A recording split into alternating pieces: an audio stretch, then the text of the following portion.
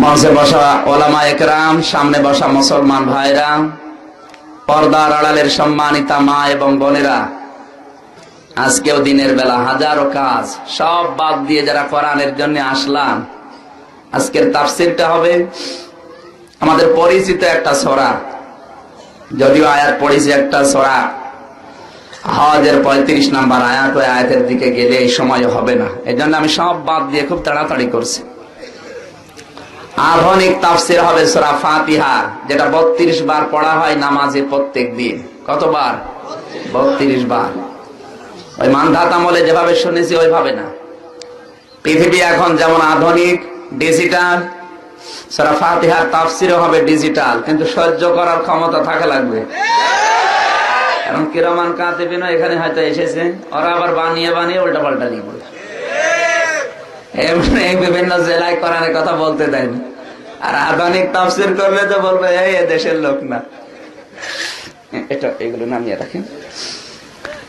সুতরাং দল মত নির্বিশেষে কোরআনের এই মাহফিলে যারা দিনের বেলায় আসলাম, আমার আল্লাহর শুকরিয়া আদায় করি। জবান ছেড়ে বলছি আলহামদুলিল্লাহ। দরুদ পড়ি আগে, কারণ কোন অনুষ্ঠান কবুল হওয়ার পূর্ব শর্ত নবীজির উপরে দরুদ। নবীজির উপরে যদি দরুদ পড়া না হয়, ওই অনুষ্ঠান আল্লাহর দরবারে পৌঁছায় না। আমরা এখানে যারা এসেছি, আমরা চাই এই অনুষ্ঠানটা আমার মাবুদের দরবারে কবুল হয়ে যাক। কারণ এই হাজার হাজার টাকা খরচ যদি কবুল না হয়, এরকম হাজার না 10 লাখ টাকা খরচ হলে ওই অনুষ্ঠানের দাম আছে?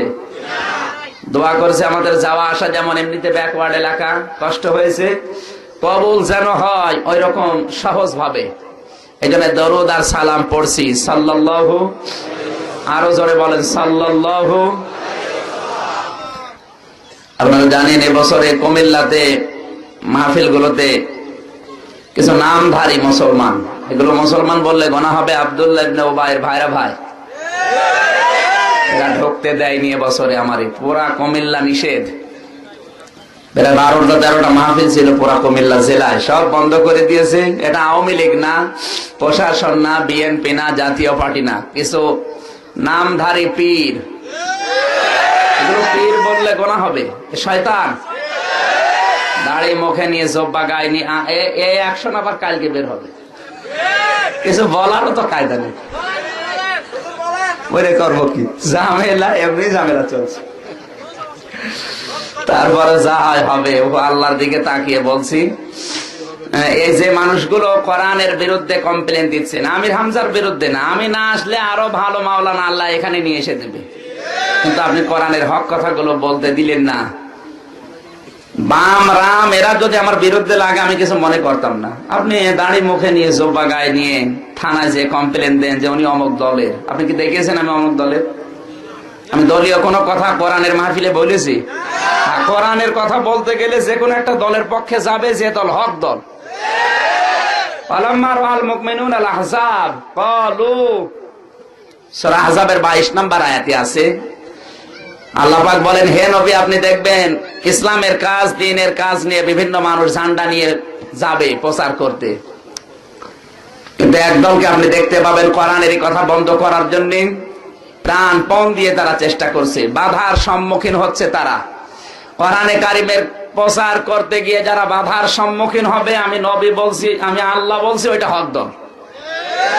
এখন ওই হক দলের পরিচয় তুলে ধরতে গেলে যদি কারো পক্ষে যায়, আমার তো দোষ না, দোষ আল্লাহ। আল্লাহর দোষ নাকি? কিছু মানুষের ভেতরে দোষ আছে, ওই দোষটা অন্যের উপরে চাপিয়ে দেয়। সেদিন গাইবান্ধাতে আমার বলছে, হুজুর মুসা নবীর কাহিনী বলেন সুর করে। ঠিক আছে, 10 মিনিট বললাম। মুসার কাহিনী বলতে গেলে তো ফেরাউনের কাহিনী আসবে। এরপরে 5 মিনিট সুর আর দেয়নি। ওর যে 4 দফা কর্মসূচি ছিল ফেরাউনের, তুলে ধরলাম। সামনে থেকে একটা লোক বলছে, হুজুর আপনি আমারে বাঁশ দিলেন। তোমারে বাঁশ দিলাম মানে? আপনি ফেরাউনের এই সমস্ত কথা তুলে ধরছেন, সবই তো আমার ভেতরে আছে। তোমার ভেতরে থাকলে আমি করবো কি? এত সূরা কসসের তাফসীর করলাম। ফেরাউনের জীবনে যার সাথে মিলবে, এখন রাগ কি তার হবে না হবে না? অবশ্যই। সুতরাং কোরআনের আজকের তাফসীর যেহেতু সূরা ফাতিহা পরিচিত, আধুনিক কায়দায় করতে গেলে যাদের ভেতর ওই দোষগুলো আছে লাগবে, ওটা আমার বাবা হলেও লাগবে। তাহলে কোরআনের কথা বাদ দেওয়া যাবে? আমাদেরকে যে আল্লাহ দয়া মায়া করে রহমত দিয়ে নিয়ে আসলেন, খুশি হয়ে বলেন তো আলহামদুলিল্লাহ। দারুদ আর সালাম পড়েছি নবীজির উপরে, কেন? কোন অনুষ্ঠানে দরুদ পড়লে ওটা সঙ্গে সঙ্গে আল্লাহর আরশে পৌঁছিয়ে যায়। মন থেকে বলেন সাল্লাল্লাহু আলাইহি ওয়াসাল্লাম পড়লেই মাহফিল কবুল হয়ে যাবে তা না। যে সমস্ত মানুষগুলোর ভেতরে বিশ্ব নবী মুহাম্মদুর রাসূলুল্লাহর আদর্শ আছে তাদের দরুদ কবুল হয়, আর যাদের ভেতরে নবীজির আদর্শ নেই ও দরুদ পড়লেই কি আর না পড়লে কি?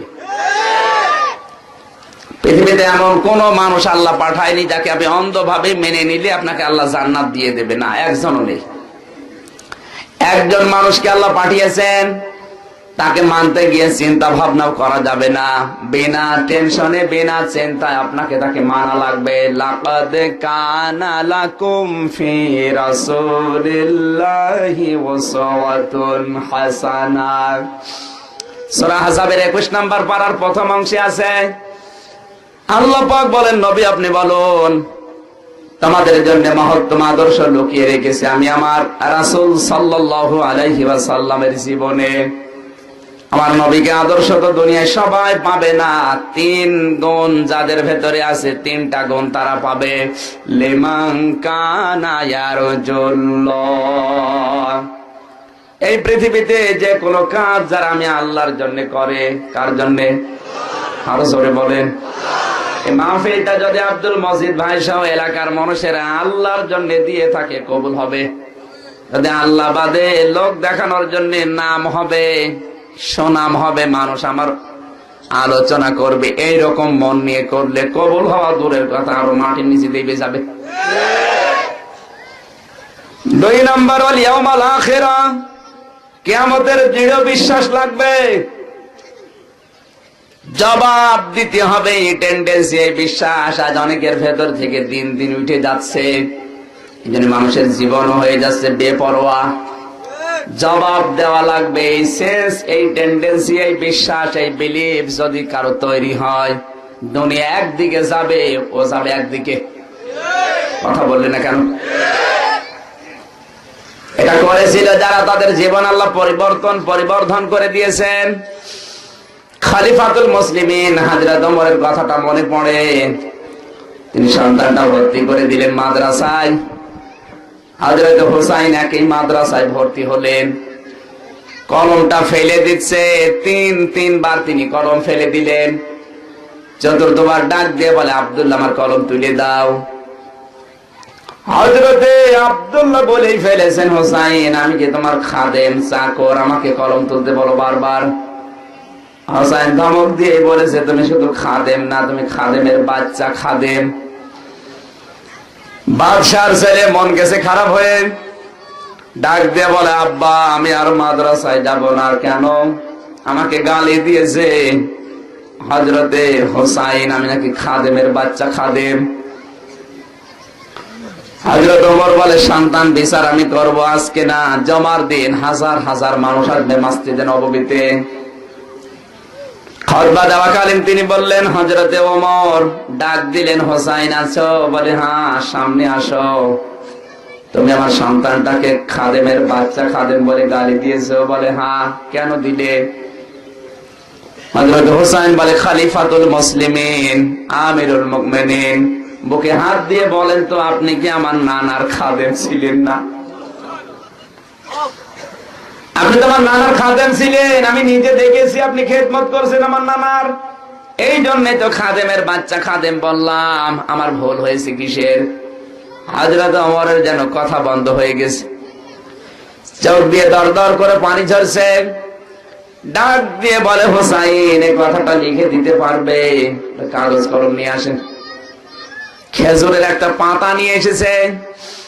হযরত হুসাইন লিখে দিলেন, এ ওমর আমার নানার খাদেম ছিল, আমি দেখেছি।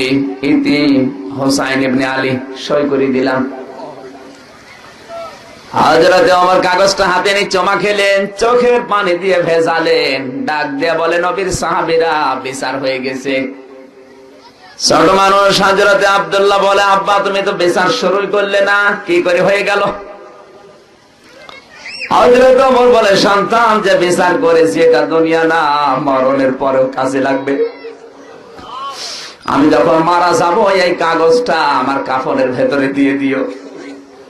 মরণের পরে যদি আল্লাহ আমাকে প্রশ্ন করে কি নিয়ে এসেছো, জীবনের কোন কিছু যদি আল্লাহর দরবারে কবুল না হয়, এই কাগজটা দেখাবো। রব্বুল আলামিন হিসাব দেওয়ার মতো আমার জীবনে কিছু নেই, এই যে কাগজটার দিকে তাকাও, তোমার নবীর নাতি লিখে দিয়েছে আমি নবীর খাদেম ছিলাম, এ ওসিলায় হলেও তোমাকে মাফ করে দাও। আর কুমিল্লা পাশে বিবেক যাদের আছে তাদের কাছে বলছে, কি বুঝলেন হাদিস থেকে? আকাশের তারকার চাইতে যার নেকির কাজ বেশি ছিল, জান্নাতের গ্যারান্টি যারা জিন্দা অবস্থায় পেয়ে গেছে। হযরত ওমর কোন রাস্তা দিয়ে গেলে 40 দিন শয়তান ভয় পেত রাস্তা দিয়ে হাঁটতে। নবীজি বলেছেন, আমার পরে যদি কোন নবী আসে, ওমর আল্লাহর নবী হয়ে যাবে।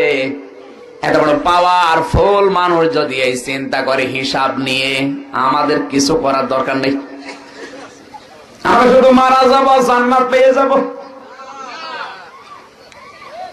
কিয়ামতই তো বুঝি না, কিয়ামতের বিশ্বাস যদি কারো ভেতরে তৈরি হয়, আমার মনে হয় তামাম দুনিয়া একদিকে যাবে আর ও একদিকে যাবে। কথা বললে না কেন? মক্কার ওই মানুষগুলো যত নিকৃষ্টই হোক না কেন, ওদেরকে যখন মরণের কথা, এই কিয়ামতের কথা, হাসরের কথা নবীকে বুঝিয়েছিলেন, মানুষগুলো এত ভালো হয়েছে, কিয়ামতের আগে অত ভালো মানুষ দুনিয়ায় আর আসবে না। যাদের উপর আল্লাহ নিজে রাজি হয়ে গেছেন, যে সমস্ত হারাম কাজগুলো তারা করত, নবীজি শুধু একবার বলার সঙ্গে সঙ্গে জীবন থেকে তারা ছেড়ে দিয়েছে। কোরআনে কারিমে আল্লাহ জানিয়েছেন, ইয়া আইয়ুহাল্লাযীনা আমানু ইন্নামাল খামরু ওয়াল মাইসিরু ওয়াল আনসাবু ওয়াল আজলাম রিজসুম মিন আমালিশ শাইতান ফাজতানিবুহু লাআল্লাকুম তুফলিহুন।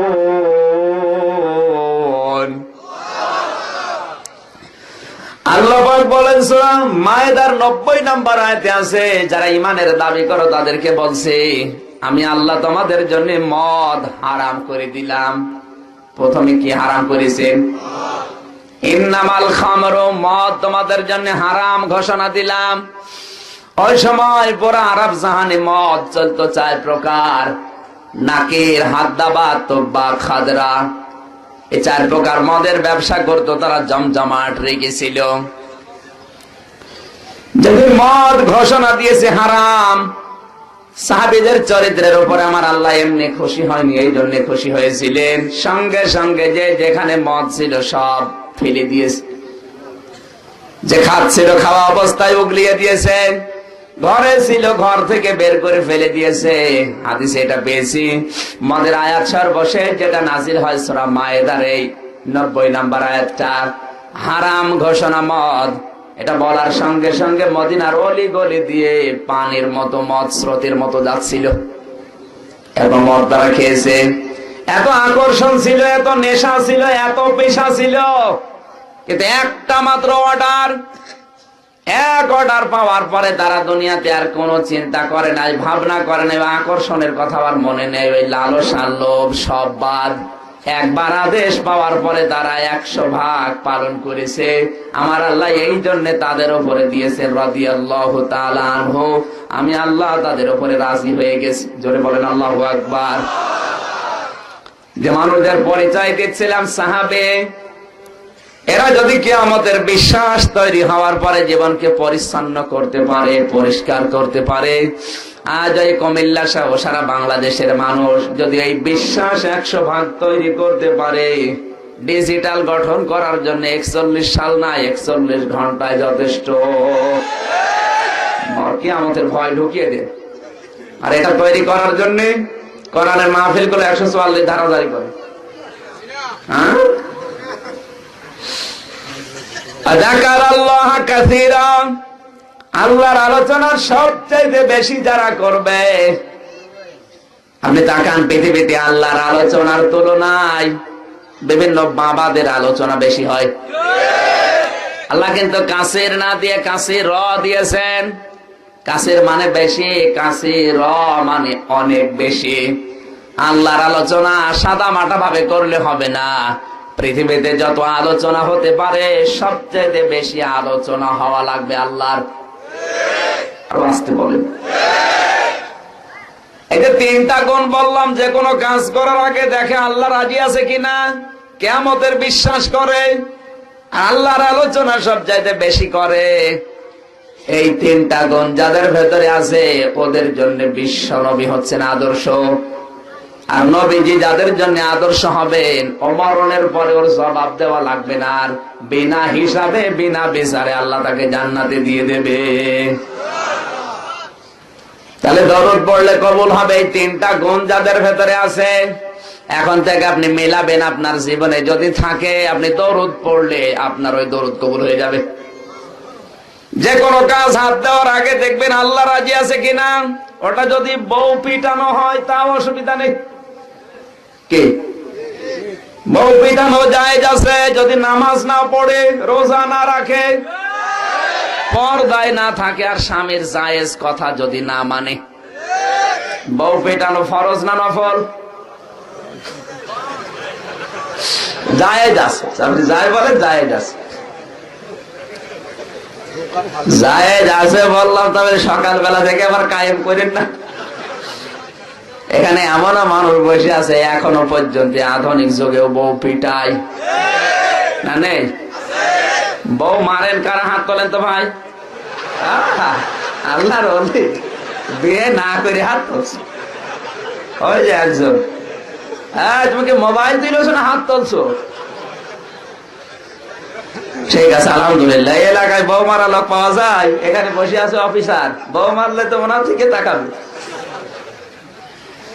এটা কিন্তু রেকর্ড হচ্ছে সারা দেশে। এই যে 5 ফিট আসে জিকিরের আলোচনা যেমন তাম দুনিয়ায় 228টা রাষ্ট্রে চলছে। এই সালাউদ্দিন ভাইয়ের নাম দেখবেন নিচে দেওয়া আছে। কত মানুষ আমারে প্রশ্ন করেছে সালাউদ্দিন কে?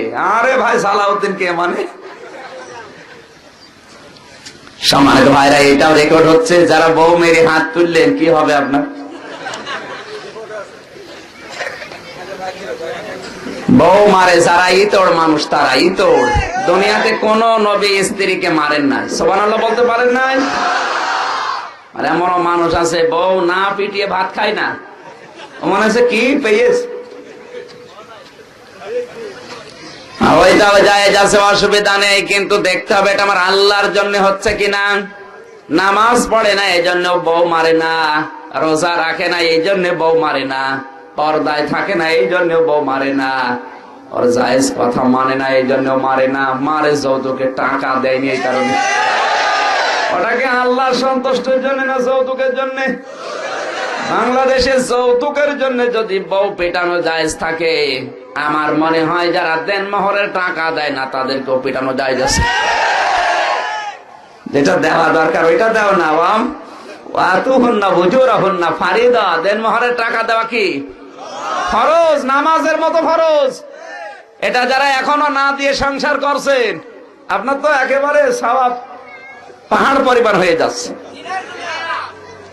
এটা দিয়ে দেবেন ভাই, সামর্থ্য যাদের আছে দিয়ে দেবেন, আর নাইতে সময় নেবেন যে কয়েকদিনের ভেতরে দিয়ে দেব।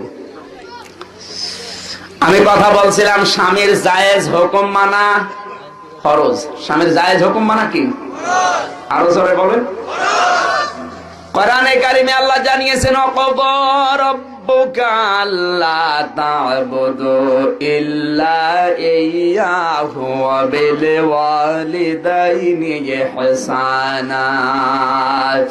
সূরা বানী ইসরাঈলের 23 নম্বর আয়াত আল্লাহ জানিয়েছেন আমি ফয়সালা দিয়েছি, সিদ্ধান্ত নিয়েই ফেলেছি, আমি রায় দিয়েছি, আমি আল্লাহ ছাড়া আর কারো হুকুম মানা। আরো জোরে বলেন। আমি আল্লাহ ছাড়া কারো ইবাদত করা যাবে না, এই হুকুম আমি দিয়েই দিয়েছি। ওয়াবিল ওয়ালিদাইনি ইহসানা, আর পৃথিবীতে মা বাবার সাথে ভালো ব্যবহার করা লাগবে। শব্দের দিকে খেয়াল করেন। আল্লাহর হুকুম মানা ফরজ, মা বাবার হুকুম মানা কিন্তু ফরজ না, মা বাবার সাথে ভালো ব্যবহার করা ফরজ না। কথা বোঝেননি? আল্লাহর হুকুম মানা ফরজ, আর মা বাবার খেদমত করা ফরজ। হ্যাঁ, মা বাবার ওই হুকুম মানা ফরজ যে হুকুম আল্লাহ রাসূলের সাথে মিলবে। আল্লাহ রাসূলের সাথে যদি কোনো মা বাবার হুকুমও না মেনে ওই রকম মা বাবার হুকুমও মানা জায়েজ নেই, কিন্তু তাদের সাথে ভালো ব্যবহার করা লাগবে, তাদের খেদমত করা লাগবে, এটা ফরজ। আল্লাহর আইন মানা ফরজ, মা বাবার হুকুম মানা ফরজ না, খেদমত করা ফরজ। কথা বোঝেননি? লাইসা লাকা বিইলমিন ফালা তুতিউহুমা, যে বিষয়ে তোমার পর্যাপ্ত পরিমাণে পরিপূর্ণ জ্ঞান অর্জন হয়নি ওই বিষয়ে যদি মা বাবা তোমাকে আদেশ দেয়, আর যদি তুমি দেখো চিন্তা ভাবনা করে যেটা আল্লাহ রাসূলের বিরুদ্ধে চলে যাচ্ছে, ওটা মা বাবা হলে ওর হুকুম মানা যাবে না। ফালা তুতিউহুমা, বহু বচন দিয়েছেন, দ্বিবচন, তাদের দুইজনের একজনের হুকুম মানা যাবে না যদি দেখেন এই রায়টা, এই বিধানটা মানতে গেলে আল্লাহ রাসূলের বিরুদ্ধে চলে যায়। মানে বোঝাতে পারলাম না? তাহলে আল্লাহর হুকুম মানা ফরজ, আর মা বাবার খেদমত করা ফরজ। হযরত আবু হুরায়রা রাদিয়াল্লাহু তাআলা আনহু গভীর রজনীতে বাড়িতে গেলেন, মা ডাক দিয়ে বলে, এত রাত পর্যন্ত কোথায় ছিলে? বলে, মুহাম্মদ রাসূলুল্লাহ দরবারে। নবীজির নাম শোনা মাত্রই হযরত আবু হুরায়রার মা খেতে গেলেন, তেলে বেগুনে জ্বলে উঠলেন, কারণ তিনি মুশরিকা। পিঠা আরম্ভ করলেন, পিঠাতে পিঠাতে পিঠের উপরে দাগ পড়ে গেছে। হযরত আবু হুরায়রা ডাক দিয়ে বলে, মা তুমি বড়ি মানুষ, পুরান শরীরের শক্তি দিয়ে আমাকে পিটাও, তোমাকে সহ তামাম দুনিয়া ছেড়ে দিতে পারি, কিন্তু বিশ্ব নবীর কদম আমি ছেড়ে দিতে পারি না। এখানে মা বাবার হুকুম মানা যদি ফরজ হতো তাহলে রাসূলকে ছেড়ে দেওয়ার জন্য কথা বোঝা যায়নি। চলে গেলেন ওখান থেকে, রাসূলের দরবারে কাঁদছিলেন। বিশ্ব নবী বলেন, কাঁদো কেন? হযরত আবু হুরায়রা বলেন, হে নবী, আমার মা আমাকে মেরেছেন। বিশ্ব নবী কিছুক্ষণ পর্যন্ত মাথা নিচু করে থাকলেন, চোখ বন্ধ করে চোখ খুললেন, ডাক দিয়ে বলে, আবু হুরায়রা, মা তোমাকে মেরেছে, এখানে বিচার করার কোনো ক্ষমতা আমার নেই। কুমিল্লাবাসী, কিসের সুবহানাল্লাহ পড়লেন আপনি? বিশ্ব নবী শরীয়ত প্রণেতা, যিনি হ্যাঁ বললে হালাল হয়ে যায়, না বললে হারাম হয়ে যায়, এত বড় পাওয়ারফুল নবী আকাশের দিকে তাকিয়ে যদি কোনদিন আঙ্গুল ইশারা করেছেন, চাঁদ হয়ে গেছে 2 খণ্ড। জমিন থেকে যদি 1 পা তোলার পরে আর 1 পা তুলেছেন, আরো সে পৌঁছে গেছেন। আল্লাহর পরে যার সম্মানে পৃথিবীতে সবচাইতে বেশি, সেই নবী দাঁড়িয়ে বলছে, আবু হুরায়রা, চোখ বন্ধ করে চোখ খুলে দেখলাম, বিচার করার কোনো ক্ষমতা এই থেকে আমার নেই, কারণ মা তোমাকে মেরেছে, আল্লাহর পরে মায়ের খেদমত করা ফরজ। মেরেছে বুঝলাম, মারলো কেন? হযরত আবু হুরায়রা বলে, হুজুর আমি বাড়িতে যেতে দেরি হয়ে গেছে আপনার দরবার থেকে, আমার মা যেহেতু মুশরিকা, আপনার নাম শুনে খেপে গেছে, এইজন্য আমারে মেরেছে। আমাকে ঘরে ধাক্কা দিয়ে বাড়ি থেকে বের করে দিয়েছে। নবীজি বলেন, আমি কি করব? আমার তো কিছু করার নেই, এখানে ইন্টারফেয়ার করার কোন কায়দাও আমার হাতে নেই। আমি অন্যান্য বিষয়ে আদেশ দিতে পারি, কিন্তু এই বিষয়ে আমি একেবারেই নিরপেক্ষ, আমি পারবো না। হযরত আবু হুরায়রা বলেন, হে নবী, আমি তো বিচার দেওয়ার জন্য আসি নাই, আমি এসেছিলাম আপনি দোয়া করলে আল্লাহ ফেরত দেন, আপনি একটু মায়ের জন্য দোয়া করেন, আমি যেমন ইসলাম বুঝেছি আমার মাকেও যেন আল্লাহ ইসলাম বোঝার তৌফিক দেন। নবীজি বললেন, ঠিক আছে, তোমার মায়ের জন্য আমি দোয়া করছি। হযরত আবু হুরায়রা বলেন, নবীজি শুধু আমার মায়ের জন্য দোয়া করছে কথা বলেছেন, আর আমি দৌড়ানো আরম্ভ করলাম। হযরত আবু হুরায়রা জীবনে কোনদিন জোরে দৌড়িয়েছেন, চিল্লিয়েছেন, এমন কোন রেকর্ড তার জীবনে পাওয়া যায় না। এত ভদ্র মানুষ ছিলেন, শরীফ। পেছন দেখতে এক সাহাবী জামা টেনে ধরে বললেন, আবু হুরায়রা দৌড়াও কেন? তোমাকে তো দৌড়াতে দেখি না। হযরত আবু হুরায়রা বলেন, আমার জামা ছেড়ে দাও, দৌড়াতে দাও, আমি দৌড়িয়ে বাড়ি যেয়ে দেখতে চাই। আমি আগে বাড়ি গেলাম না, আমার নবীর দোয়া আগে বাড়ি পৌঁছিয়ে গেল। হযরত আবু হুরায়রা বাড়িতে চলে গেলেন, ডাক দিলেন, মা ভেতর থেকে আওয়াজ এলো, কে? বলে আমি তোমার সন্তান এসেছে। বলে দাঁড়াও, দরজা খুলতেছি। আবু হুরায়রা বলেন, প্রথমে মায়ের কণ্ঠের ভেতরে যে আওয়াজ পেয়েছিলাম, এখন থেকে ওইরকম কর্কশ আওয়াজ নেই। এখনকার আওয়াজ মনে হচ্ছে তাওহীদের আওয়াজ। এখান থেকে একটা শিক্ষা পাওয়া যায়, যে সমস্ত মানুষগুলো মুশরিক, যে সমস্ত মানুষগুলো কাফের, অমুসলিম, এদের সব কিছুর ভেতরে কর্কশ, নির্লিপ্ত ভাব, দয়া মায়াহীন। আর যারা মুমিন, যাদের ভেতরে ঈমান আছে, ওদের সব কিছুতে নম্রতার ছাপ। ওরা ভদ্র হয়, শরীফ হয়, নম্র হয়। ওদের কথা শুনলে কলিজা ঠান্ডা হয়। আজ তাকান বিশ্বের দিকে, ইসলামের শত্রু যেই কয়টা, তাদের চেহারা পর্যন্ত ডেঞ্জার।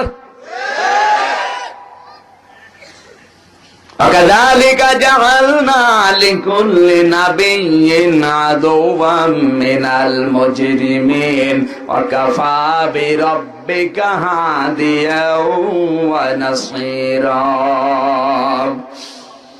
সূরা ফুরকানের ভেতরে আল্লাহ জানিয়েছেন, প্রত্যেক যুগে নবীদের শত্রু আমি বানিয়েছিলাম তাদের, যারা ভয়ঙ্কর, যারা ডেঞ্জার, যাদেরকে দেখলেই মানুষ ভয় পেত।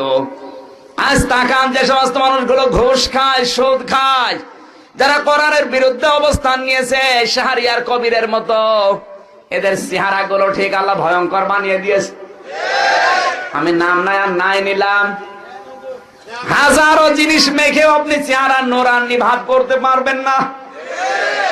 যে সমস্ত মানুষগুলো কোরআনের বিরুদ্ধে ডাইরেক্ট ইনডাইরেক্ট, এদের চেহারা দেখলে পর্যন্ত মানবতা ভয় পায়। এগুলো মানুষ না, এগুলো জানোয়ারের মতো। যদিও কুমিল্লায় এগুলো নেই, আন্দাজে বলবেন না ভাই, এই জেলায় তো সব আল্লাহর ওলি। নূরজাহান হোটেলের পেছনে কুমিল্লা কিছুদিন আগে একটা মাহফিল ছিল। এসেছি সেই পঞ্চগড় থেকে এত কষ্ট করে, মাগরিবের সময় পৌঁছালাম। চারিদিকে কিছু মানুষ পুলিশ ঘিরে বলছে, না রে উঠতে দেব না, অন্য হুজুর নিয়ে আস। অন্য হুজুর এসে তোমার বাবার কথা বলবে। হ্যাঁ, কোরআনের সঠিক কথাগুলো না তুলে ধরার কারণে আমাদের অবস্থা দিন দিন আরো নিচে নেমে যাচ্ছে। মানবতা বোধ আমরা হারিয়ে ফেলছে। কি শিক্ষা পেয়েছি হযরত আবু হুরায়রার মায়ের জীবন থেকে? যারা কাফের, মুশরিক, এদের ভেতরের আওয়াজ পর্যন্ত কর্কশ, নির্লিপ্ত, নির্দয়। আর যাদের ভেতরে ঈমান আছে, এদের ভাষা শুনলেও মানুষ আনন্দ পায়। হযরত আবু হুরায়রা বলেন, মা দরজা খুলে দিলেন, দেখি মায়ের সাদা চুল বেয়ে বেয়ে পানির ফোঁটাগুলো জমিন স্পর্শ করছে। ডাক দিয়ে বলে, আবু হুরায়রা, আমি গোসল করেছি, পবিত্র হয়ে গেছি। কারণ তোকে মারার পরে আমার অনুশোচনা হয়েছে, আমি কেন আমার সন্তানটা পিটালাম। সে তো দুনিয়ায় কোনো খারাপ মানুষের কাছে যায় নাই, তামাম দুনিয়াও যে তার জন্য পাগল, তার কাছে তো গিয়েছে। আমি তো ভুল করে ফেলেছি, আমার অনুশোচনা এসেছে, আমি অনুতপ্ত হয়েছি। আবু হুরায়রা, আমার নিয়ে চলো বিশ্ব নবী মুহাম্মদ রাসূলুল্লাহর দরবারে। হযরত আবু হুরায়রার মা নবীজির কাছে যেতে যেতে তিনি পড়ে ফেললেন, আশহাদু আল্লা ইলাহা ইল্লাল্লাহু ওয়া আশহাদু আন্না মুহাম্মাদান আবদুহু ওয়া রাসূলুহু। আমার ভাইরা, আমার শিক্ষা দেওয়ার বিষয় ছিল আল্লাহর হুকুম মানা ফরজ, মা বাবার খেদমত করা। আরো জোরে বলা লাগবে। মা বাবার খেদমত করতে গিয়ে, তাদের পেছনে টাকা পয়সা খরচ করতে গিয়ে কেউ যদি বলে এত পারা যায়, আর পারি না, এ ঝামেলা, আমার আল্লাহ বলেন, তোর পেছনের সব ইবাদত বন্দেগী যা ছিল আমি আল্লাহ ধ্বংস করে দেব। কারণ কোরআনে উফ শব্দটা আছে, ইম্মা ইয়াবলুগান্না ইনদাকাল কিবারা আহাদুহুমা আও কিলাহুমা ফালা তাকুল লাহুমা উফফি ওয়ালা তানহারহুমা ওয়া কুল লাহুমা কাওলান কারীমা। চিৎকার করে বলেন আল্লাহু আকবার। তোমার মা বাবা দুইজন অথবা একজন যদি বার্ধক্য অবস্থায় তোমার কাছে পৌঁছে যায়, মাথায় ঝাঁকি দিয়ে বেয়াদবিমূলক কথা বলবা না, সম্মানজনক কথা, সম্মান সূচক কথা বলবা। এখানে উফ শব্দটা আল্লাহ দিলেন। মুফাসসির লিখেছেন আঙ্গুলের ভেতরে আঙ্গুল দিয়ে চাপ দিলে মট করে একটা আওয়াজ হয়, একটু ব্যথা অনুভব হয়। মা বাবার পেছনে খরচ করতে গিয়ে, সময় দিতে গিয়ে, খেদমত করতে গিয়ে, ভালো ব্যবহার করতে গিয়ে আপনি যদি আচরণ দিতে এতটুকু বলেন যে উহ আর পারা যায়, এত ঝামেলা, আল্লাহ তাআলা বলেন তোমার পেছনের ইবাদত আমি রাখবো না, সব নষ্ট করে দেব। আর এখানে হাজারো সন্তান বসে আছে, পারিবারিক জীবনে এই আচরণের কারণে কত মানুষের ইবাদত আর নেই। কথা বলে না কেন? মুরব্বী হয়ে গেলে এমনি তারা বুদ্ধি তাদের লোপ পায়, ওই বয়সে ধৈর্য ধারণ করে তাদের খেদমত করা লাগবে। কারণ আপনাকে ছোটবেলায় যে ভালোবাসা, আদর, স্নেহ আর যে যত্নটা দিয়েছে, আপনি কিয়ামত পর্যন্ত হায়াত পেলে ওইটা শোধ দিতে পারবেন না। ছোটবেলায় আপনি যা বলেছিলেন আপনার বাবা তাই করেছেন। একটা কলা গাছ দেখিয়ে বলেছিলেন এটা কি, বলেছে কলা গাছ। আবার বলেন কি, বলে কলা গাছ। আবার বলে কি, বলে কলা গাছ। 10 বার প্রশ্ন করেছেন, 10 বার বলেছেন। আর আমি তো এখন দেখছি একটা সন্তান মানুষ করা যে কঠিন। আমার ওই যে ছোট্ট মেয়েটা জান্নাতুল মাওয়া, 4 বছর বয়স মাত্র। বাড়িতে এমনি আমি 2 সপ্তাহ 3 সপ্তাহ পরে যাই, একদিন 2 দিন যদি বাড়ি থাকি, ও যেভাবে আমার কাছে বায়না করে আর জ্বালাতন করে, প্রতিদিন থাকলে আমার মেরেই ফেলতো। মাঝে মাঝে ওর বায়না গুলো দেখে আমার মনে হয় ঠিক আমি এই কায়দায় আমার মা বাবাকে জ্বালিয়েছিলাম। আমার ভাইরা, এই জন্য আমি বলছি আল্লাহর হুকুম মানা ফরজ, আর মা বাবার খেদমত করা, সেবা করা, তাদের হুকুম মানা। এই তো কথা বোঝেন না ভাই। মা বাবার হুকুম মানা কিন্তু ফরজ না, তাদের খেদমত করা, সেবা করা ফরজ। হ্যাঁ, মা বাবার ওই হুকুম মানা ফরজ যেটা আল্লাহ রাসূলের বিধানের সাথে মিলবে।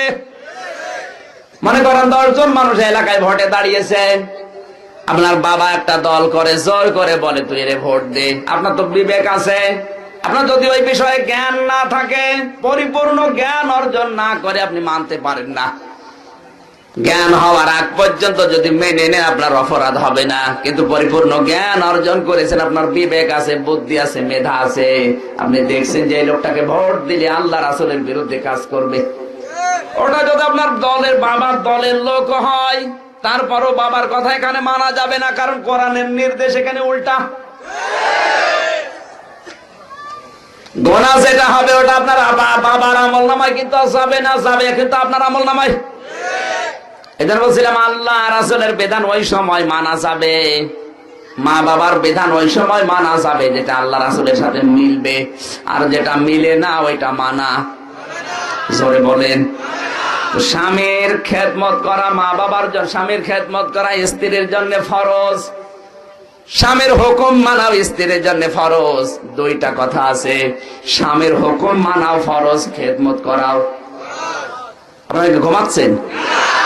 আজ দেশে স্বামীর খেদমতও নেই, হুকুমও নেই। আছে? যাই ছিল ভারতের সিরিয়াল দেখে আরো হারিয়ে ফেলিস। খালি রাখি বন্ধন দেখতে ভালো লাগবে, আর ভজ গোবিন্দ সারাদিন বসে বসে এখন দেখতেছে ভজ গোবিন্দ, রাখি বন্ধন, প্রতিদান। এরপরে এখন চলছে আদরিনী। জোরে বলেন সুবহানাল্লাহ। কি সিরিয়াল গো, দেখতেছে আর নিজের চরিত্রের সাথে মিলাচ্ছে। ব্লাউজ বানানোর পরে আবার গায়ে দিয়ে দেখে যে কিরণমালার মতো হাতা আছে। তো গত বছরে 3টা মহিলা মারা গেছে পায়খানার হারপিক খেয়ে। কি দোষ তাদের? অপরাধে যে স্বামী তাদেরকে পাকি জামা বানিয়ে দেয়নি, এই দোষ। পায়খানার হারপিক খেয়ে যারা মরে গেল পাকির জন্য, ওরা তো মরতে দেরি, জান্নাত পেতে দেরি নেই, জাহান্নাম পেতে দেরি নেই। কারণ মান তাশাব্বাহা বিকওমিন ফাহুয়া মিনহুম, যার সাথে যার সাদৃশ্য হবে কিয়ামতের দিন সে তার সাথে উঠবে। আপনার সাদৃশ্য পাখি, পাখির সাথে কিয়ামতে আপনি উঠবেন। আর যদি জাহান্নামে যায় আপনাকেও জাহান্নামে যাওয়া লাগবে। কথা বলে না কেন? আমার মা বোন যারা শুনতেছেন বিভিন্ন জায়গা থেকে, তাদেরকে বলছে স্বামীর জায়েজ হুকুম মানাও ফরজ, স্বামীর খেদমত করা ফরজ। হ্যাঁ, তাই বলে যারা এখানে এসেছে মানে স্বামী হয়ে গেছে আর কোনো চিন্তা নেই না, স্ত্রীর কথাও মানা জায়েজ কথা, স্ত্রীর জায়েজ কথা মানা আপনার জন্য দায়িত্ব। আপনার জ্বর হয়েছে, মাথায়ও যদি পানি দেয় ওর জ্বর হবে, আপনাকেও পানি দেওয়া লাগবে। ওর যেটা দায়িত্ব আপনার ওইটাই দায়িত্ব। এরকম স্বামী এখন ঘরে ঘরে। এটা বলছিলাম যে কোনো কাজ করার আগে দেখবেন আমার আল্লাহ রাজি আছে কিনা, সে যে কাজই হোক।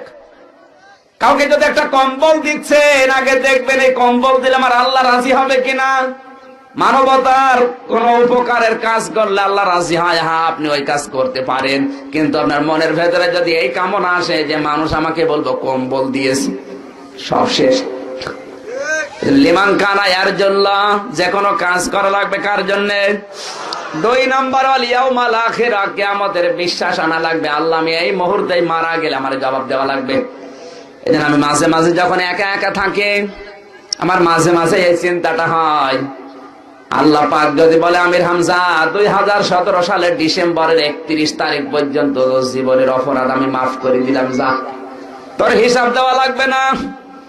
শুধু 2018 সালের জানুয়ারি মাসের 1 থেকে 24, এই 24 দিনের হিসাব আমার কাছে দিয়ে জান্নাতে চলে যা।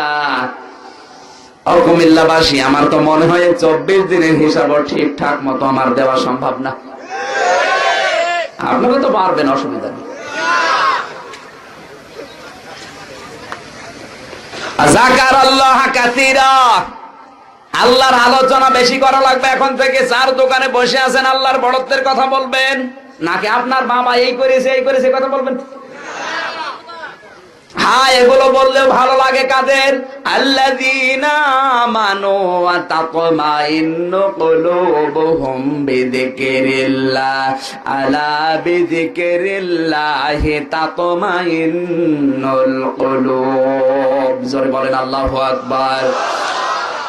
সূরা রদ 13 নাম্বার পারা 12 নাম্বার পৃষ্ঠা 2 নাম্বার লাইনে 3 নাম্বার উপর 28 নাম্বার আয়াত। এটা আল্লাহ বলেন যাদের ভেতরে ঈমান আছে এই মানুষগুলোর কাছে আল্লাহর আলোচনা করলে ভালো লাগে। আর আসতে বলেন 2 নম্বরে যে মানুষগুলোর ভেতরে ঈমান নেই ওদের কাছে দুনিয়ার মানুষের আলোচনা করলে ভালো লাগে। আপনি এখন বাংলাদেশটাকে এই আয়াতের সাথে মিলান। ঈমানদার যারা ওদের কাছে আল্লাহর কথা বললে, আল্লাহর আলোচনা করলে অবশ্যই তাদের আনন্দ লাগবে। আর যারা বেঈমান, ঈমানের ছাপ ধরে আছে, ওদের কাছে আল্লাহর আলোচনা গুলো ভালো লাগবে না, ভালো লাগবে বাবার প্রশংসা করলে। এদের আমাদের সাবধান। আমার রাসূলকে যদি আপনি আদর্শ পেতে চান, অবশ্যই আপনাকে এই 3টা গুণ অর্জন করাই লাগবে, মাস্ট বি। যদি না করেন, আপনি যতই লাভ সাপ দেন, যতই 14 বার হজ করে আসেন, মাথায় পট্টি বাঁধেন না কেন, আপনার জন্য নবীজি আদর্শ না। আর নবী যদি কারো আদর্শ না হয়, ও মারা যাওয়ার সঙ্গে সঙ্গে বিনা হিসাবে বিনা বিচারে জাহান্নামে। এই স্পষ্ট কথা যদি কেউ না বোঝার ভান করে থাকেন, আমার কিছু করার নেই। এবার আসেন দরুদ আর সালাম শেষ করে, এটা পড়েছিলাম সূরা ফাতিহা যেহেতু 32 বার, 5 ওয়াক্ত নামাজে 32 বার পড়া লাগে। কতবার? এতদিন যেভাবে শুনেছেন ওভাবে না, এখন আধুনিক কায়দায় বলছে। কি করে আপনি তাফসীরতে, কি করে আপনি সূরা ফাতিহাটা আল্লাহর সামনে পড়ছেন 32 বার, এবার মিলাবেন। নামাজে দাঁড়িয়ে মানুষ বলে আলহামদুলিল্লাহি রাব্বিল আলামিন। জোরে বলেন আল্লাহু আকবার। সব প্রশংসা তোমার জন্য। আপনার মুখ দিয়ে কিন্তু কেউ লাঠি দিয়ে পিটিয়ে বলাচ্ছেন, আপনি এমনি বলছেন। আলামিন বলে ঘোষণা দিলেন, আলম না আলামিন। তার মানে এরকম জগৎ যত বানিয়েছে আল্লাহ, সব জগতে প্রশংসা যা হতে পারে সব তোমার জন্য নির্ধারিত। আমরা যে প্রশংসা করছি, আমাদের চাইতে অন্যান্য জগতে যারা আছে, ইয়াতানাজ্জালুল আমরু বাইনাহুন্না, প্রত্যেকটা জগতে আল্লাহ বিধিবিধান, প্রত্যেকটা আসমানে বিধিবিধান নাযিল করতে আছে। তারাও যে প্রশংসা করছে, ওই প্রশংসার একচ্ছত্র মালিকানা কার? আরো জোরে বলেন। মাওলানা কামরুল ইসলাম সাঈদ আনসারী একটা ছোট্ট কথা বলেছিলেন, পৃথিবীতে যারা ফাসিক ফুজ্জারের প্রশংসা করে ওই সময় আমার আল্লাহর আরশ পর্যন্ত কেঁপে যায়। আল্লাহর সবচেয়ে বেশি রাগ হয় আপনার প্রতি ওই সময় যখন আপনি কোন ফাসিক ফুজ্জারের প্রশংসা লিপ্ত হন, যেটাই বাংলাদেশে বেশি হয়। যারা মুজরিম, যারা গুনাহগার, যারা পাপিষ্ঠ, এদের প্রশংসা কেউ যদি করে, ও প্রশংসা করছে অসুবিধা নেই, কিন্তু আল্লাহ রেগে যায়, আল্লাহর আরশ পর্যন্ত কাঁপতে থাকে। কথা বোঝেননি? আমরা মনে করি ফাসিক ফুজ্জার পাপিষ্ঠ লোক শুধু তারা ঘুষ খায়, সুদ খায়, বেপরদায় চলে না, যারা সত্য জানার পরে গোপন করে ওরা আরো বড় পাপিষ্ঠ। সুতরাং যে সমস্ত পীর নাম নিয়ে সত্যের বিধান জানার পরে গোপন করে শুধু হাদিয়া তোফা খেয়ে পেট মোটা করছেন, ওদের প্রশংসা আল্লাহর আরশ। আরো আসতে বলেন। আর এদের প্রশংসা বেশি হয় এখন। চেরাগালির নাম নেই, 14 ঘন্টা শুধু ডিগ্রি। মোজাব্বেদে জামান, ভারতের কামান, হাওড়ার সেতু, যমুনার ব্রিজ, সারা গায়ে চুলকানি, রহমতে বরকতি, কত রকমের নাম দিয়েছে, হাকানি, তুফানি, গোতানি। সেদিন একজনের নাম দেখলাম জাগরণী। বললাম কি ভাই আপনার নামের শেষে এক শব্দ? বলছো হুজুর আমি জাগিয়ে তুলি। পরে শয়তান, জাগরণী দিয়েছে। নামের শেষে লকব ব্যবহার করা যায় নেই। হ্যাঁ, আপনি যদি ডিগ্রি অর্জন করেন, ওই ডিগ্রি লেখেন। আপনি কোন বিষয়ে যদি ডিগ্রি পান, ডিগ্রিটা লিখে দেন। আপনি যে কাঁপানি দিয়েছে, জাগরণী, তোফানি, গোতানি, হাকানি, কিসের ডিগ্রি? এই লকব আন্দাজে ব্যবহার করে। কিছু মানুষ এখন দিচ্ছে কোসে আ, কুকুর, বিড়াল, শ্রীগাল। তাহলে কি ধরবেন বলেন? লকব ব্যবহার করা জায়েজ নেই আপনার জন্য। আপনি যদি ডিগ্রি অর্জন করেন, ওগুলো আপনি লিখতে পারেন, তাও জোর করে আপনি লিখতে বাধ্য করতে পারবেন না। আমি মনে হয় কথা বোঝাতে পারিনি। ভোটে দাঁড়াবে একজন, নাম নেই, জনগণের বন্ধু, গরিবের, কত রকমের টাইটেল দিয়েছে, শুধু টাইটেল। তোমার যদি যোগ্যতা থাকে যাও জনগণের কাছে, এমনি তারা ভোট দেবে। অত 14 লাইন ডিগ্রি দেওয়ার দরকার কি? এদের কোনো ফাসিক ফুজ্জারের প্রশংসা করা যাবে না। এইটাই আমি করি না, এই জন্য আমার দোষ।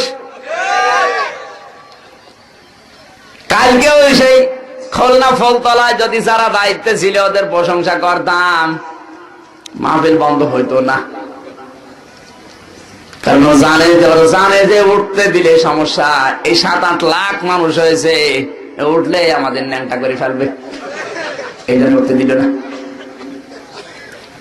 তুমি সুদ খাবে, ঘুষ খাবে, মানুষের সম্পদ আত্মসাৎ করে ব্যাংক ব্যালেন্স করবে, তোমার বিরুদ্ধে বলতে পারবো না মানে ইয়ার কি মারো না? প্রশংসার একচ্ছত্র মালিকানা শুধুমাত্র আল্লাহর। যেগুলো প্রশংসা করা হয় একটাও এরা মালিক না, এগুলো মেকি প্রশংসা। এই জন্য হামদের আগে আল্লাহ আলিফ লাম দিলেন। যা করবা সবে আলিফ লামের ভেতরে নির্ধারিত। আলামিন আপনি কেন দিলেন? আপনি তো আলম বলতে পারতেন। আলামিন কেন দিয়েছেন? এই পৃথিবীর তুলনায় সূর্যটা 13 লক্ষ গুণ বড়। এই সূর্যকে গিলে খেতে পারে এমন ব্ল্যাক হোল আল্লাহ মহাশূন্যে লক্ষ লক্ষ বানিয়ে রেখেছেন। বিজ্ঞান প্রমাণ করেছে এত বড় বড় ব্ল্যাক হোল আল্লাহ বানিয়েছে। সূর্যটা যেটা আমাদের পৃথিবীর চাইতেও 13 লক্ষ গুণ বড়, এত বড় বড় সূর্যকে ব্ল্যাক হোল খেয়ে ফেলতে পারে, হজম করে ফেলতে পারে, কিছু মনে হবে না। আমার আল্লাহর সৃষ্টির দিকে যদি মানুষ একটু চিন্তা করে, এমনিতেই তার মাথা নত হয়ে যাবে। কে বানিয়েছেন? আমার আল্লাহ।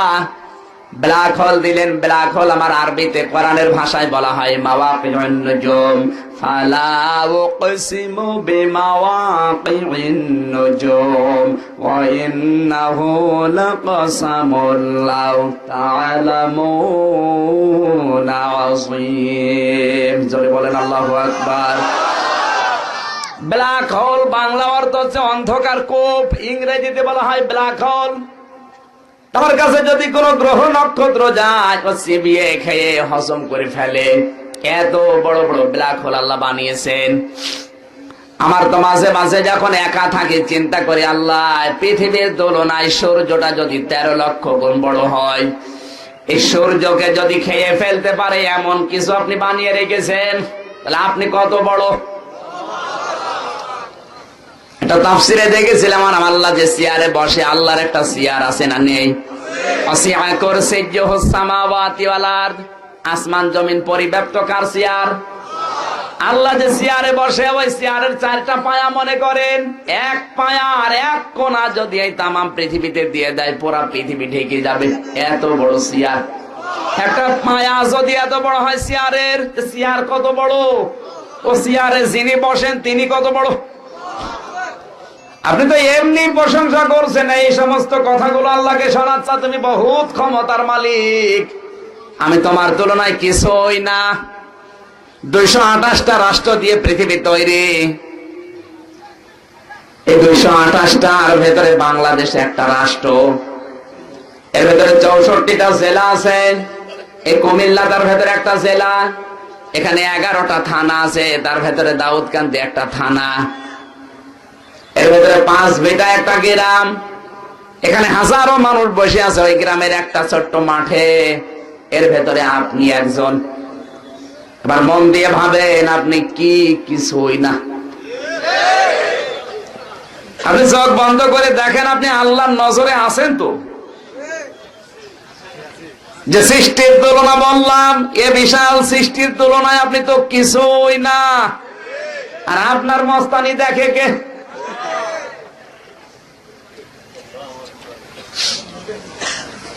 আমাজন জঙ্গলের কথা পড়েছিলাম তাফসিরে, মুফাসসির ইকরামে আলামিন শব্দের ব্যাখ্যা দিতে গিয়ে আমাজন জঙ্গলের কথাটা এনেছেন। আমাজন জঙ্গল পৃথিবীতে সবচাইতে বড় জঙ্গল, এত বড় বিশাল জঙ্গল, 250-300 কিলোমিটার একটা বানর যদি লাফ দিতে দিতে চলে যায়, মাটি পাবে না, শুধু গাছের উপর দিয়ে লাফ দিতে পারবে।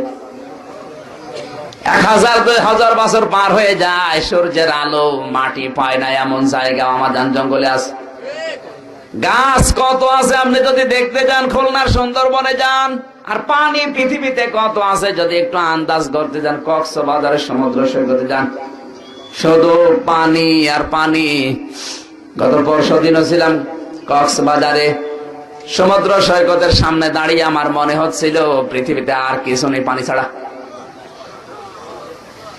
সব চাইতে বড় মহাসমুদ্র পৃথিবীতে আছে 5টা, তার 1 নম্বরে আটলান্টিক, 36,000 ফিট গভীর, 49,000 মাইলের প্রস্থ। প্রশান্ত মহাসাগর যেটা 33,000 ফিট গভীর, 48,000 মাইল, 48,000 মাইল প্রস্থ। পৃথিবীর সবচাইতে বড় পাহাড় যেটা হিমালয়, ওই যে পঞ্চগড়ের ওই সাইডে ভারতের ভেতরে পড়েছে, সব চাইতে বড় পাহাড় এটা, 29,000 ফিটের উচ্চতা, এভারেস্ট যেটা বলা হয়।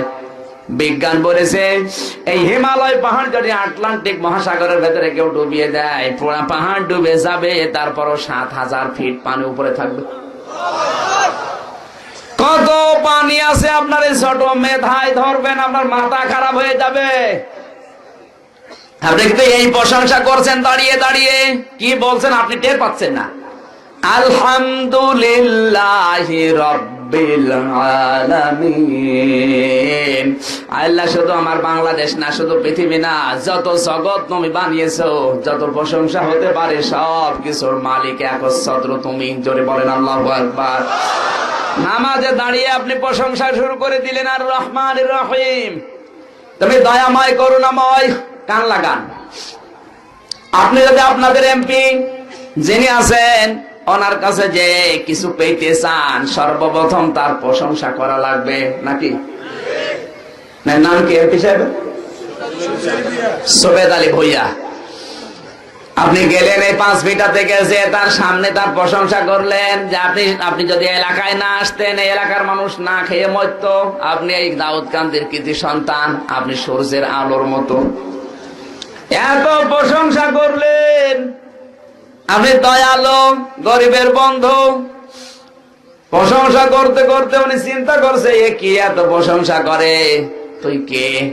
এ কথা আপনাকে বলবে যদি না আসেনি, বলবে না? প্রশংসা শোনার পরে জিজ্ঞাসা করবে তুই কে? ঠিক আমার আল্লাহ যেন আপনাকে এই কথাই জিজ্ঞাসা করছে, বান্দা আপনি যখন বলেন যে আলহামদুলিল্লাহি রাব্বিল আলামিন আর রহমানির রহিম মালিকি ইয়াউমিদ্দিন, আল্লাহ তুমি শুধু দয়াময় করুণাময় না, তুমি কিয়ামতের দিবসেরও মালিক। কিয়ামতে কোন বুজুর্গি চলবে না, কোন দুর্গা পূজা যা করেছে কিচ্ছু কাজে আসবে না। যত বাবার মরিদ হয়েছিলাম কোন বাবা কিয়ামতে কাজে আসবে না। কিয়ামতে একচ্ছত্র মালিকানা শুধু তোমার, ওখানে কোন নবী পর্যন্ত তোমার হুকুম ছাড়া কথা বলবে না। কিয়ামতের দিবসের একচ্ছত্র মালিকানা আপনি আল্লাহকে দিয়ে দিলেন। কাকে? আরো জোরে বলেন। তিনটা প্রশংসা শোনার পরে ঠিক আমার আল্লাহ যেন এমপি সাহেবের মতো আপনাকে জিজ্ঞাসা করছে তুই কে? কথা বলেন না কেন? ঠিক এই কায়দায় যেন জিজ্ঞাসা করছে তুই কে? তুই কে বলার সঙ্গে সঙ্গে আপনি বলেছেন এমপি সাহেব আমি হচ্ছে 5 ভিটার আব্দুল মজিদের বড় ছেলে অমুক সেরাগালি। এই কথা আপনি বললেন। আপনি আমাকে চিনতে পারেননি। নামাজের ভেতরে দাঁড়িয়ে যখন আপনি আল্লাহরে তিনটা প্রশংসা করার পর আল্লাহ জিজ্ঞাসা করে কে তুই, আপনি কিন্তু পরিচয় দিচ্ছেন ইয়্যাকা না'বুদু ওয়া ইয়্যাকা নাস্তাঈন। হে আল্লাহ তুমি আমাকে চিনতে পারো না, আমি তো তোমার বান্দা, আমি তোমার বান্দা, আমি তোমার দাস, আমি তোমার সার্ভেন্ট।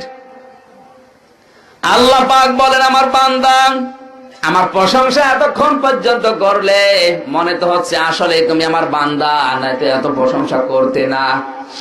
কি চাও তুমি আমার কাছে? কে চাও?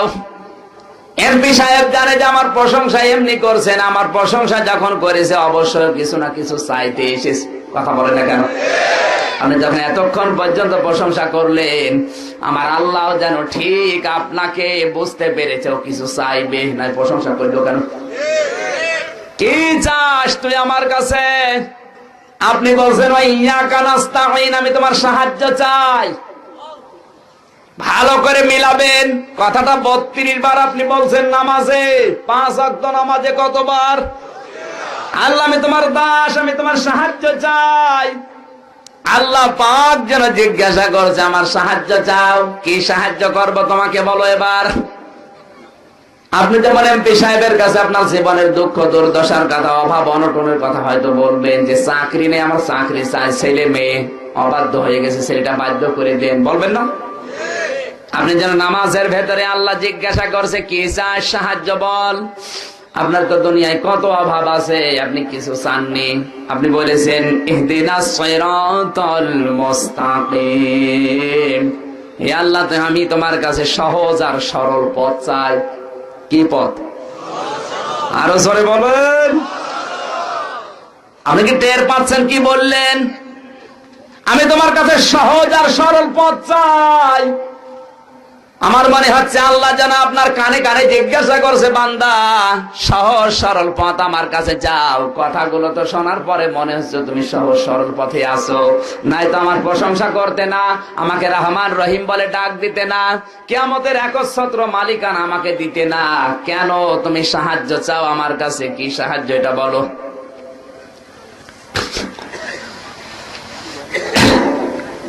কি সাহায্য আমি করব এবার বলো। আমার মনে হচ্ছে সূরা ফাতিহা যখন নামাজে আমি পড়ি, আল্লাহ যখন জিজ্ঞাসা করে বান্দা তোর তো ছেলের অভাব, ছেলে মেয়ে হয় না, ওইটা চাইতে পারতিস তো, চাকরি নেই, একটা চাকরি আমার কাছে বলবি যে আল্লাহ চাকরি দাও। তোর খাবারের অভাব, তুই বলতে পারতি আমাকে খাবার দাও। তোর এলাকায় নিরাপত্তা নেই, তুই বলতে পারতি নিরাপত্তা দাও। তোর ক্ষমতা নেই, বলতে পারতি আল্লাহ আমি ক্ষমতা চাই। কিছু তো চাইলি না। কি চাইলি? সিরাতে মুস্তাকিম চাইলি। তোর কথাবার্তায় মনে হচ্ছে তুই সিরাতে মুস্তাকিমে আছিস, নাই তো আমার প্রশংসা করবি তুই কেন? তুই তো ভালো পথে আছিস। এ ভালো পথ বলতে তুই কি বোঝাতে চাস সেটা তো আমি বুঝি না। আল্লাহ বোঝে না, বোঝে না। আরো জোরে বলেন। আল্লাহ ঠিক জানে যে ভালো পথ বলতে কি বোঝায়, কিন্তু আপনার মুখ দিয়ে আল্লাহ বের করে নিতে চায়। হে বান্দা, তুই আমার বান্দা, পরিচয় দিলি, আমার কাছে সাহায্য চাস, আর ভালো পথ এটা তুই আমার কাছে চাইলি। ভালো পথ বলতে কি বোঝাস বল। আপনি নিজে থেকেই পরিচয় দিচ্ছেন, সিরাতাল্লাযীনা আন'আমতা আলাইহিম। ও আমার মালিক, আমি ইসলাম মানতে গিয়ে বাংলাদেশে দেখি বিভিন্ন দল মতে বিভক্ত। সবাই টুপি মাথায় দেয়, সবাই জুব্বা গায়ে দেয়, সবাই নামাজ পড়ে, সবাই রোজা রাখে, সবার মুখে দাঁড়িয়ে আছে, দেখলে মনে হয় সবাই ইসলাম মেনে চলছে। কিন্তু সব দল তো আর ঠিক না। কথা আপনি বোঝেননি কোন জায়গায় যাচ্ছে। আমি বাংলাদেশে ইসলাম মানতে গিয়ে দেখলাম সবাই মনে হচ্ছে আল্লাহর ওলি, কারণ সবার মাথায় টুপি আছে, পাগড়ি মাথায় দেয়, সবাই পিরায়, জুব্বা গায়ে দিয়ে আছে, তসবিহ টিপতেছে, নামাজও পড়ে, রোজা রাখে, হজও করে এসেছে। এরকম সব দলের ভেতরে কম বেশি আছে না নেই? তাহলে আমি ইসলাম মানতে গিয়ে তো মুসলমানদের হাজারো দল দেখতে পাচ্ছি, আমি তো বিভ্রান্ত হয়ে গেছি। এই জন্যই তো সহজ সরল পথ চাই। আল্লাহ প্রশ্ন করেছে, সহজ সরল পথ আমি জানি, কোনটা বল, তুই নিজে বল। আপনি নিজে তখন পরিচয় দিলেন, আল্লাহ সিরাতাল্লাযীনা আন'আমতা আলাইহিম। আল্লাহ সহজ সরল পথ বলতে আমি কিন্তু ওই পথ বোঝাই যাদেরকে তুমি পুরস্কার দিয়েছো। কারণ দুনিয়ায় যারা আছে বেঁচে, এরা পুরস্কার পাবে না এটা সন্দেহ আছে। কিন্তু যারা পুরস্কার পেয়েছে তোমার কাছে, যারা মারা গেছে, ওই পুরস্কার তো তুমি কেড়ে নেবে না। যারা মারা গেছে, যারা পুরস্কার পেয়েছে, তাদের নাম কোরআনে হাদিসে আছে না নেই? এখন যারা পুরস্কার পেয়েছে তোমার কাছে, তুমি ওই পথ আমাকে দেখাও। আপনি নামাজের ভেতরে পুরস্কার যারা পেয়েছে তাদের পথ চান, আমার আল্লাহ এবার তাদের পথ, তাদের নাম বলে বলে আপনাকে তাদের পথটা দিয়ে দেবে। এবার কান লাগান। নামাজের ভেতরে আপনি বললেন, আল্লাহ আমি তাদের পথ চাই যারা পুরস্কার পেয়েছে। মরণের পরে পুরস্কার সবাই পেয়েছে? আপনারা ঘুমাচ্ছেন? মরণের পরে কি সবাই পুরস্কার? হ্যাঁ, সবাই পুরস্কার পেয়েছে, কিন্তু পুরস্কারের ধরন এক না। আবু জেহেলও পুরস্কার পেয়েছে, পায়খানা। আর আল্লাহর নবী মুহাম্মদ রাসূলুল্লাহ পুরস্কার পাচ্ছে শুধু সালাম। কথা বলেন না কেন? এটা বাস্তব না অবাস্তব? আবু জেহেল পুরস্কার পেয়েছে কি 2001টা পায়খানা ওর বাড়ি, আর নবীজি পুরস্কার পেয়েছে শুধু সালাম। নবীজির বাড়ি পর্যন্ত এখন আন্তর্জাতিক লাইব্রেরি। কত মানুষ তেলাওয়াত করছে, হাদিস পড়ছে, তাফসীর পড়ছে, ইসলামী সাহিত্য পড়ছে, সওয়াব যা হচ্ছে বিশ্ব নবীর রওজায় আল্লাহ পৌঁছিয়ে দিচ্ছে। এবার আমার আল্লাহ জানিয়েছেন, হ্যাঁ পুরস্কার তো সবাই পেয়েছে, কিন্তু আমার কাছে যারা জান্নাতের পুরস্কার পেয়েছে তারা 4 প্রকার। কয় প্রকার? এবার আপনি নামাজের ভেতরে যা বললেন একটু মিলান তো। এই 4 প্রকার মানুষের নাম আপনি উজ্জ্বল রেখেছিলেন, আল্লাহ আন'আমতা আলাইহিম, যাদের তুমি পুরস্কার দিয়েছো তাদের পথে আমাদেরকে চালাও।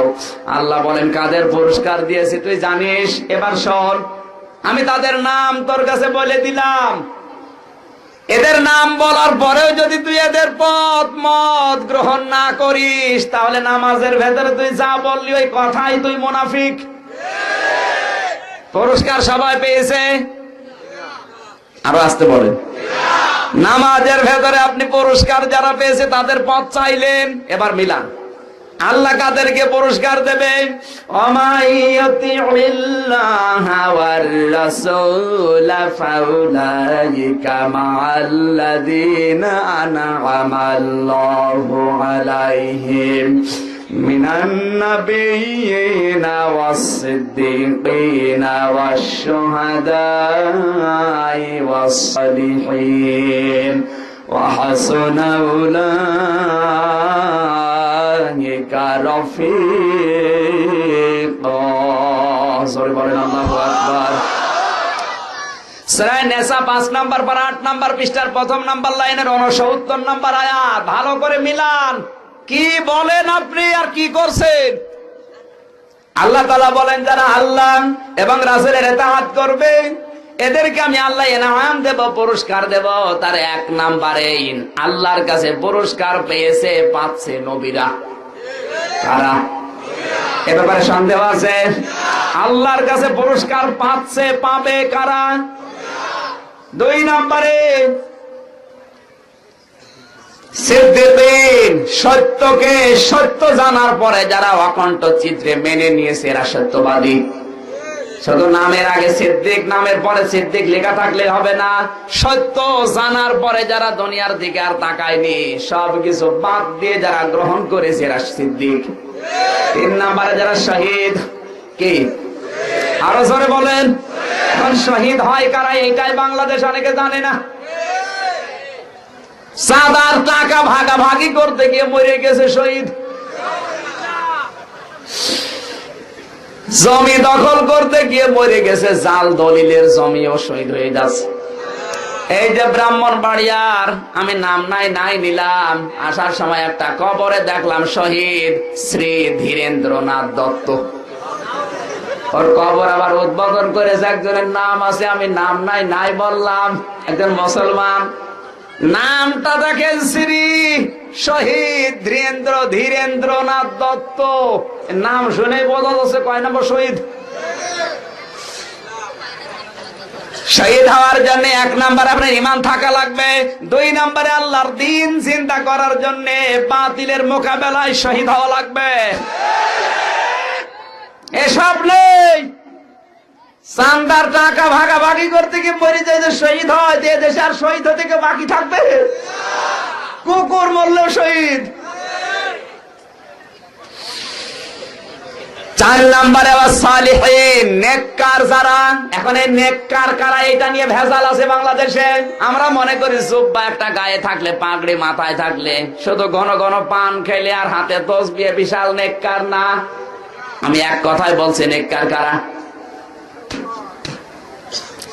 পৃথিবীতে যে যেখানে দায়িত্ব পেয়েছে ওই দায়িত্বটা যারা সঠিকভাবে পালন করবে ওইটা নেককার। হ্যাঁ, এই দায়িত্ব পালন করা যদিও কঠিন, কিন্তু ঈমানের উপরে টিকে থাকতে গিয়ে এই দায়িত্বটা যে পালন করবে সে আল্লাহর কাছে নেককার হয়ে পুরস্কার পাবে। কোরআনের মাহফিল বন্ধ করে দিচ্ছে, যার কাছে অনুমতি চাইতে গেছে বলে না আমার কিছু করার নেই, উপরের নির্দেশ। হ্যাঁ বুঝলাম উপরের নির্দেশ, আপনার কি বিবেক নেই? আপনি কিছু বলতে পারেন না? আপনি যদি প্রতিবাদ করার অন্যায়ের কোন কায়দা না থাকে তো ওই রকম চাকরি না করে ভ্যান চালানো ভালো। আপনার কারণে তাজ ইসলাম ধ্বংস করার জন্য ওরা পায়তারা নিচ্ছে বেশি। আপনার ওই মুসলমানের তো দরকার নেই। আপনি সালিহিন হয়ে উঠতে পারবেন না। মাস্টার্সের সার্টিফিকেট তুলতে গিয়েছিলাম বিশ্ববিদ্যালয়ে 15 সালে। বসে আছে যেই লোকটা, ওনার কাজ হচ্ছে শুধু সই করে সিল মেরে দেবে, এই তার কাজ। আমি গেলাম, আমারে বলছে তাড়াতাড়ি কর। আমি বলছি আমি তো তাড়াতাড়ি করছি। না তাড়াতাড়ি কর, আমি জামাত ধরবো জোহরের নামাজের। আমি বললাম আমিও তো গাড়ি ধরবো, তাড়াতাড়ি আপনি করেন। আস্তে করে বলছে 1000 টাকা বের কর, এর নাম তাড়াতাড়ি।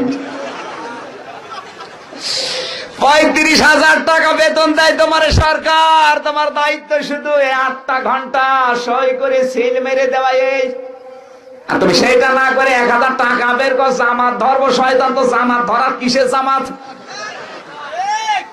দেখলাম মুখে দাড়ি, আমার তো দাড়ি কম, তার মুখে বড় বড় দাড়ি, মাথায় সেরকম জায়দের টুপি মাথায় দিয়েছে, হাতে তসবি নিয়ে টিপতেছে। আর ওই তসবি টেপছে আর বলছে 1000 টাকা বের করতে, ওইটাও তসবি হয়ে যাচ্ছে। কি কায়দা গো! ও যদি কিয়ামত পর্যন্ত জামাত ধরে ও জামাত হবে। আরো আসতে বলেন, আমরা তো নেককারি বুঝি না। আজ পৃথিবীতে যে যেখানে আছে ওই দায়িত্ব পালন করতে গিয়ে কত মানুষ জীবন দিয়ে দিল, এরপরও পিছপা হয়নি। কথা বলে ঠিক কিনা? নেককার যদি দেখতে চাও, ঈমানের উপরে টিকে থাকতে গিয়ে যারা জীবন দিল, বাতিলের সামনে মাথা নত করেনি, এরা আল্লাহর দরবারে নেককার, আর এরা আল্লাহর কাছে পুরস্কার পাবে। আপনি আপনি পুরস্কার পাওয়ার জন্য আল্লাহকে বলেছেন, আল্লাহ 4 প্রকার মানুষের নাম বললো। এবার এই 4 প্রকার মানুষের কর্মজীবন আপনাকে দেখা লাগবে। নবীরা কেমন ছিলেন, কি কারণে তারা মায়ের খেলেন, কেমন করে দিন প্রচার করলেন, এইটা আপনার জীবনে আসা লাগবে। একটা নবী পাবেন না যারা মায়ের খায়নি, যারা দেশ ত্যাগ করেনি। কথা বলছেন? তারা দিনের দাওয়াত দিতে গিয়ে যদি আতঙ্কে থাকে, আপনাকেও দিনের দাওয়াত দিতে গিয়ে বাধার সম্মুখীন হওয়া লাগবে। এই বছর এই কমপক্ষে 22টা মাহফিল অলরেডি বন্ধ করে দিল। কত বড় বড় হুজুর আমার চাইতে আছে, ওদের মাহফিল বন্ধ হওয়া দূরের কথা, আরো গরু ছাগল দিয়ে পাহারা দেয়।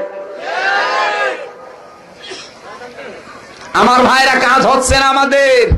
নবীদের মতো যদি কেউ দাওয়াত দিয়ে পুরস্কার পেতে চায়, অবশ্যই নবীদের মতো রিস্ক নেওয়া লাগবে। চরিত্রে কোনো দাগ ছিল নবীদের? কারো পাকা ধানে মই দিয়েছে, কারো ঘর ভেঙেছে, কারো মেয়ের দিকে তাকিয়েছে? কেন তাদের উপর অত্যাচার? এই একটাই কারণে, তাম দুনিয়ায় একদিকে আর নবীরা ছিল একদিকে। কথা বলেন ঠিক কিনা? পুরস্কার পেতে চাইলে নবীদের জীবন সম্পর্কে আপনাকে জানা লাগবে। সিদ্দিকীন বলা হয়, আবু বকর এমনিতেই সিদ্দিক হননি। সত্যকে সত্য জানার পরে চিন্তা ভাবনা করা ছাড়াই মেনে নিয়েছিলেন। শহীদ হওয়া লাগবে আমার আল্লাহর দ্বীনের জন্য, সালিহিন হওয়ার জন্য। জীবনের যে কর্মকাণ্ড গুলো আছে, যেখানেই দায়িত্ব পেয়েছেন ওটা টিকিয়ে রাখেন কাজ করার জন্য। আল্লাহ পাক বলেন, গায়রিল মাগদুবি আলাইহিম ওয়ালাদ-দাল্লিন।